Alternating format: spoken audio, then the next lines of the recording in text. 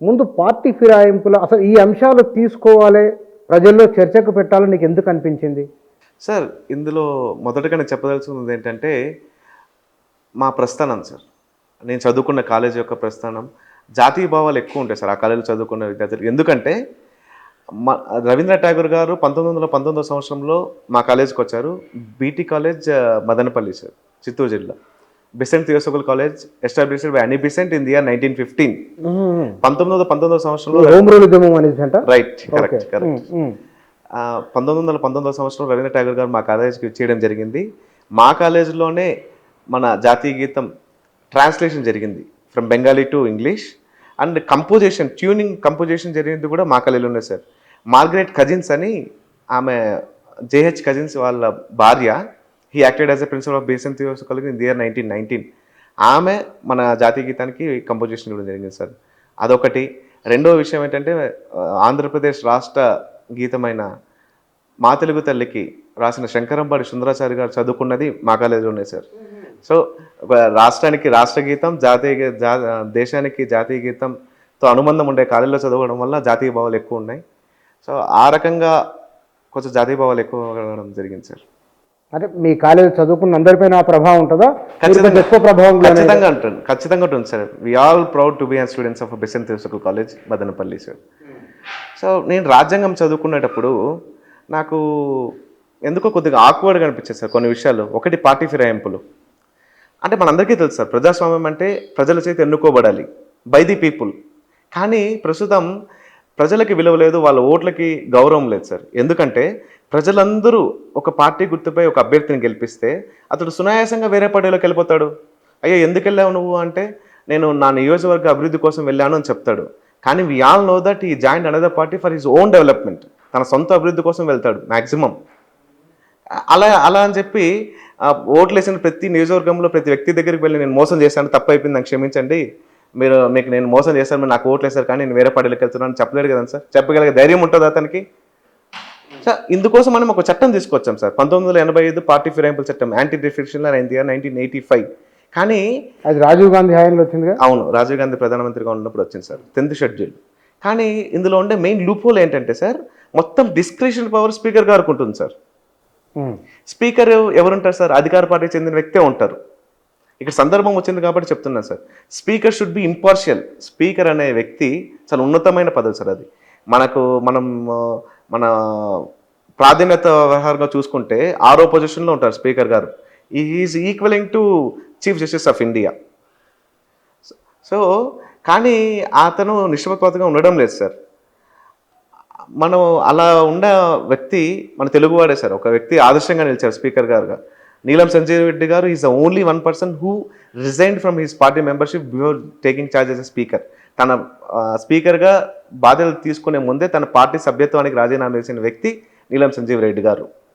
అలా నిష్పక్షపాతంగా వ్యవహరించాలి సార్. ఇది మనం బ్రిటన్ నుంచి తీసుకున్నాం. అక్కడ labour party and conservative party, అక్కడ కూడా స్పీకరు తన పార్టీ సభ్యత్వానికి రాజీనామా చేస్తాడు. ఎందుకంటే నిష్పక్షపాతంగా వ్యవహరించాలి, ఇంపార్షియల్గా వ్యవహరించాలి. ఒక జడ్జి ప్లేస్లో ఉన్నాం, క్వాషి జ్యుడిషియరీ జడ్జి ప్లేస్లో ఉన్నాం కాబట్టి అని సార్. కానీ అలా ఉండడం లేదు సార్. ఎందుకంటే అధికార పార్టీ చెందిన వ్యక్తే ఉంటాడు. ఎలా నిర్ణయం తీసుకుంటాడు? వేరే పార్టీ వాళ్ళు అధికార పార్టీలోకి వచ్చినప్పుడు ఎలా నిర్ణయం తీసుకుంటారు? తీసుకోలేదు సార్. ఈ చట్టంలో ఉండే లూప్ హోల్ ఏంటంటే సార్, ఇంకోటి రీజనబుల్ టైం లిమిట్ లేదు సార్. తను ఎప్పుడైనా నిర్ణయం తీసుకోవచ్చు. అదొక మెయిన్ లూప్ హోల్ సార్. ఈ చట్టాన్ని బాగా గమనించినట్లయితే ఈ చట్టంలో ఎగ్జామ్షన్స్ 2 ఉన్నాయి సార్. ఒకటి, 2/3 మెజారిటీ మెర్జ్ అయినప్పుడు. అందులో మనం బాగా సునిశ్చితంగా గమనిస్తే, అంటే నువ్వు 10 రూపాయలు దొంగతనం చేస్తే దొంగవు కాదు, 100 రూపాయలు దొంగతనం చేస్తేనే దొంగ అని చెప్తుంది సార్. మీకు అర్థమేటిక్గా చెప్పాలంటే, ఒక చిన్న పార్టీ ఉందనుకోండి సార్, ఒక రాజకీయ పార్టీ, ఒక రాష్ట్రంలో చిన్న పార్టీ, ఒక అభ్యర్థి మాత్రమే గెలిచాడు అనుకోండి. అతను వచ్చి అధికార పార్టీలోకి జాయిన్ అయితే చట్ట ప్రకారం కరెక్టే అతను. ఎందుకంటే 2/3 మెజారిటీ జాయిన్ అయిపోతాడు కాబట్టి. ఒక పార్టీనే, సింగిల్ పార్టీ, చిన్న పార్టీ, ఒక వ్యక్తే గెలిచాడు కాబట్టి హ్యాపీగా ఆయన చట్ట ప్రకారం డిఫెక్షన్ ఏం వర్తించదు అతనికి, హ్యాపీగా ఆయన కలిసిపోతాడు. అదే ఎక్కువ మంది జాయిన్ అయినప్పుడు, అప్పుడు 2/3 మెజారిటీ అయినప్పుడు అది తప్పు కాదని చెప్తుంది సార్. అదొకసారి దాని చట్ట సవరణ జరగాలనేది సార్ నా మెయిన్ ఉద్దేశం. ఈ స్పీకర్ గారికి ఉండే విచక్షణ అధికారాన్ని రద్దు చేసి ఆ అధికారం కోర్టుకి ఇవ్వాలి, జ్యుడిషియరీకి ఇవ్వాలనేది సార్. ఇప్పటికీ we can not challenge the description power of speaker in judiciary also. Ultimately legislature is too powerful then judiciary in India sir. అన్నప్పుడు ప్రజల చేత ఎన్నుకోబడిన సభ అత్యున్నతమైంది, అది భారత రాజ్యాంగం చెప్తుంది. ఖచ్చితంగా. ఇప్పుడు ప్రజల చేత ఎన్నుకోబడిన వారి విషయంలో ఒక నిర్ణయం తీసుకొని న్యాయ వ్యవస్థకి ఇస్తే అది స్వతంత్ర వ్యవస్థగా ఉన్నప్పటికీ చట్టసభ పైన ఆధిపత్యం వస్తుంది కదా. అప్పుడు ప్రజలు తీసుకున్న నిర్ణయానికి ప్రజాస్వామ్యంలో ఒక ఓటు ఒక విలువ అనే ప్రజాస్వామిక దానికి ఇంకొకరి చేతులకు వెళ్ళినట్టు కాదా మరి? ఖచ్చితంగా. మరి ఇప్పుడు వీళ్ళు సరిగ్గా న్యాయం చేయలేనందుకే కదా మనం జ్యుడిషియరీకి ఇవ్వాలంటున్నాం. మీరు అన్నది కరెక్టే, ప్రజల చేత ఎన్నుకోబడిన వాళ్ళకి అత్యున్నతమైన స్థానం ఉంది, మరి మనం జ్యుడిషియరీకి ఎందుకు ఇస్తున్నాం అంటున్నారు మీరు. మరి మీకు ఆ అధికారం ఇచ్చారు, ప్రజలందరూ మీకే అత్యున్నతమైన అధికారం ఇచ్చారు దాన్ జ్యుడిషియరీ అండ్ ఎగ్జిక్యూటివ్. కానీ మీరేం చేస్తున్నారు? చట్ట ప్రకారం నడుచుకుంటున్నారు లేదు కదా. మరి వేరే పార్టీ నుంచి వచ్చిన వాళ్ళ పైన మీరు యాక్షన్ తీసుకోవాలి కదండి సార్. మీరు చేయలేదు కాబట్టి జ్యుడిషియరీకి ఇవ్వమంటున్నాం. ఆ రీజనబుల్ టైం, ఆ టైం లిమిట్ ఉండాలి.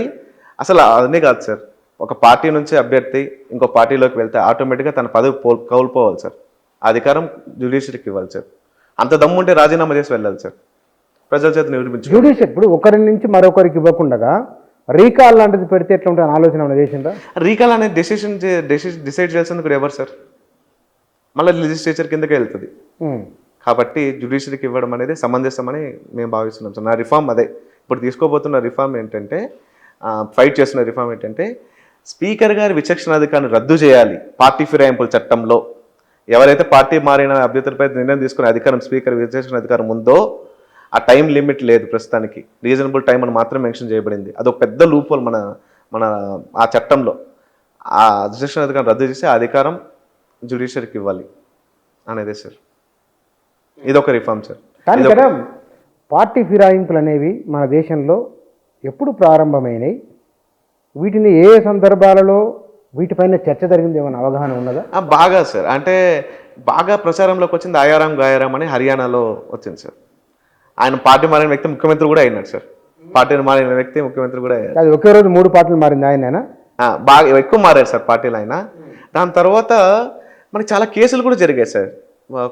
రాణా సింగా కేసు అని చెప్పి, మేఘా చంద్రశేఖర్ కేసు అని చెప్పి, ఓహిటో కేసు అని చెప్పి 2020లో జస్టిస్ నారిమన్ గారు సూచన మాత్రం చేయగలిగారు సార్, మీరు 3 నెలల్లో స్పీకర్ గారు నిర్ణయం తీసుకోండి అని. కానీ వాళ్ళు సూచనలు మాత్రమే చేయగలరు తప్ప ఆదేశాలు ఇవ్వలేరు సార్. ఈ విషయాల్లో చట్ట సవరణ చేయాల్సింది మళ్ళీ లెజిస్లేచర్ మాత్రమే. పార్లమెంటేరియన్సే చట్ట సవరణ చేయాలి, వాళ్ళే చేయాలి చట్ట సవరణ. నాటి కదా ఏ అంశాలు ఎవరు ఈ పార్టీ ఫిరాయింపులను ప్రోత్సహించినట్లు చరిత్రలో రికార్డ్ అయి ఉన్నది, అది అవగాహన ఉందా మీకు? ఆ సందర్భాలు చెప్పండి. ఒక పార్టీ గురించి ప్రస్తావించడం ఇక్కడ సమంజసం కాదు. ప్రతి పార్టీ అధికారంలో ప్రతి పార్టీ మాట వాస్తవం అయినప్పుడు చెప్పడానికి మనం ఇబ్బంది ఏముంది? అవును సార్, పార్టీ ఫిరాయించిన మాట వాస్తవమే కదా. దేశంలో మన రాష్ట్రంలో బీఆర్ఎస్ నుంచి కాంగ్రెస్ కి వచ్చిండ్రు, అంతకుముందు బీఆర్ఎస్ ఉన్నప్పుడు కాంగ్రెస్ నుంచి బీఆర్ఎస్ లోకి వెళ్ళిపోయింది, అది వాస్తవమే కదా. ఇవాళ సుప్రీంకోర్టులో కదా. అవును సార్, అవును, నేను అదే సార్, అధికారంలో ప్రతి పార్టీ చేసే పనే ఇది.